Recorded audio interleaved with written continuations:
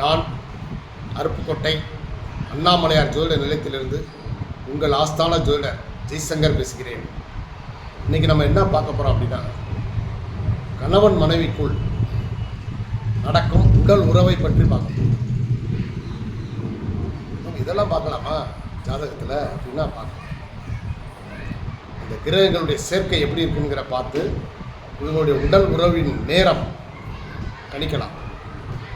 இப்போ ஒருவருடைய ஜாதகத்தில் சுக்கிரனோடு சந்திரன் சேர்ந்திருந்தால் இவங்களுடைய உறவு வெகு சீக்கிரத்திலே உச்சமடைந்து விடுவார்கள்.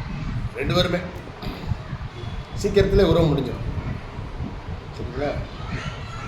சுக்கிரனோடு குரு சேர்ந்தால் இயல்பான சுகம் பெற்று ஒரு இயல்பான டயத்தை எடுத்துக்கலாம் உடல் உறவுக்காக.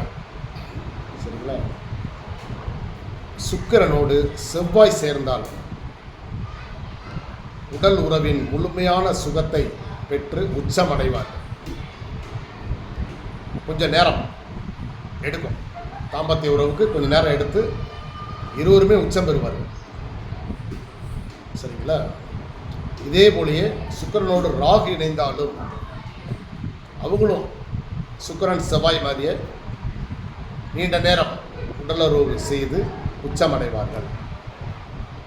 ஆனால் கேது நின்றால், சுக்கிரனோடு கேது நின்றால் உடல் உறவில் திருப்தி இருக்காது. வேண்டா வெறுப்பாக ஏண்டா நம்ம உடல் உறவு பண்ணுறோன்ற அளவுக்கு இருவரில் யாராவது ஒருத்தங்க நடந்துக்குவாங்க. அந்த உடல் உறவின் மேலே வெறுப்பே வந்துடும். அந்த அளவுக்கு ஒரு சிறப்பு இருக்காது. மற்றபடி உடல் உறவு சிறப்பாக இருப்பதற்கு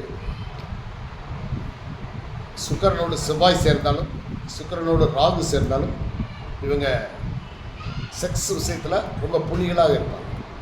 நன்றி, வணக்கம்.